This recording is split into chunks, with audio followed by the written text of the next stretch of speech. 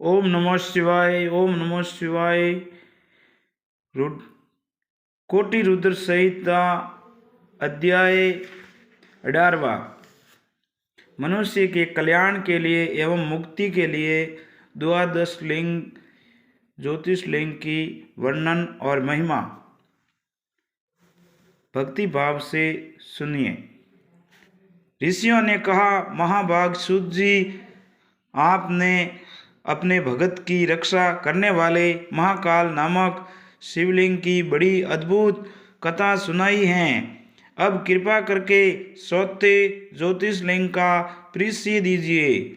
ओमकार तीर्थ में सर्वपात कहारी परमेश्वर को जो ज्योतिषलिंग है उससे आविर्भाव की कथा सुनाइए। सूत जी बोले, महर्षियों, ओमकार तीर्थ में परमेश समज्ञ ज्योतिषलिंग जिस प्रकार प्रकट हुआ वह बताता हूँ, प्रेम से सुनो। एक समय की बात है, भगवान नारद मुनि गोकर्ण नामक शिव के समीप जा बड़ी भक्ति के साथ उनकी सेवा करने लगे। कुछ काल के बाद वे मुनि श्रेष्ठ वहाँ से गिरिराज विदन्य पर आए और विदन्य ने कहा, बड़े आदर के साथ उनका पूजन किया। मेरे यहाँ सब कुछ है,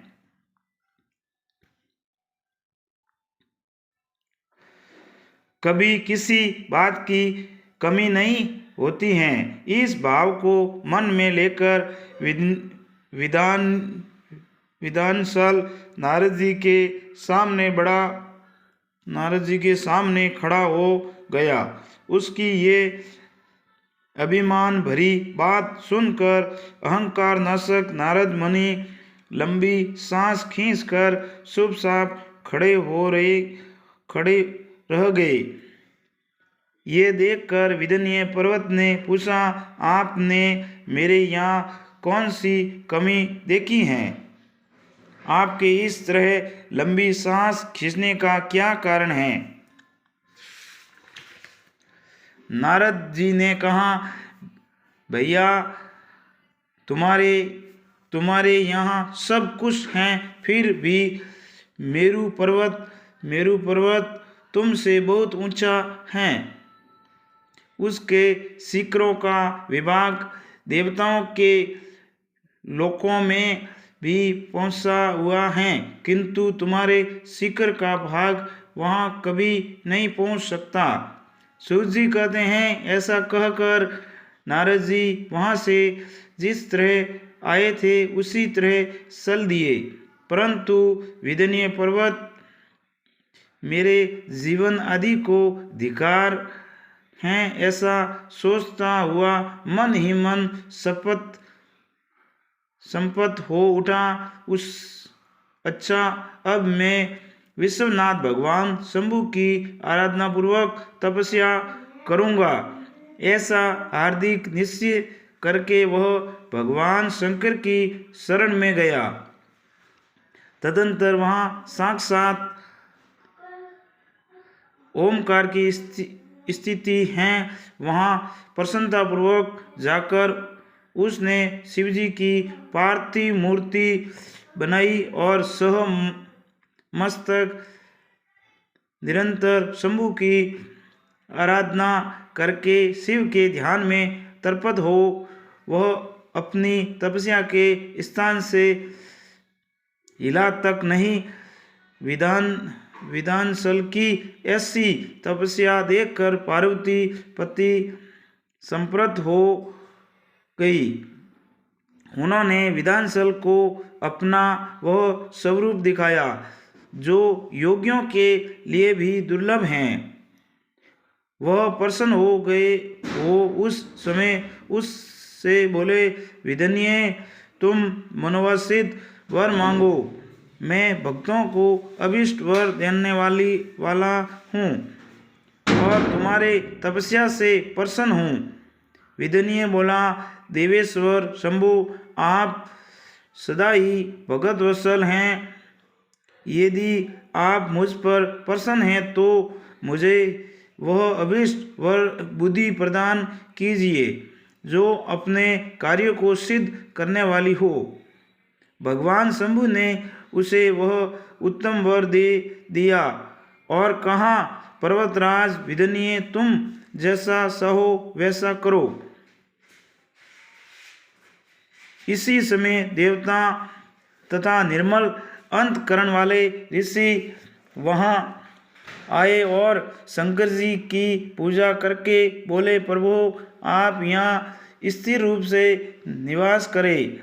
देवताओं की ये बात सुनकर परमेश्वर शिव प्रसन्न हो गए और लोगों को सुख देने के लिए उन्होंने सहस वैसा ही किया। वहाँ जो एक ही ओंकार लिंग था वह दो रूप में विभक्त हो गया। परवण में जो सदाशिव थे वे ओंकार नाम से विख्यात हुए और पार्थिव मूर्ति में जो शिव ज्योतिष प्रतिष्ठित हुए उसकी परमेश्वर संज्ञा हुई। परमेश्वर को ही अमलेश्वर भी कहते हैं। इस प्रकार ओमकार और परमेश्वर ये दोनों शिवलिंग भक्तों को अभीष्ट फल प्रदान करने वाले हैं।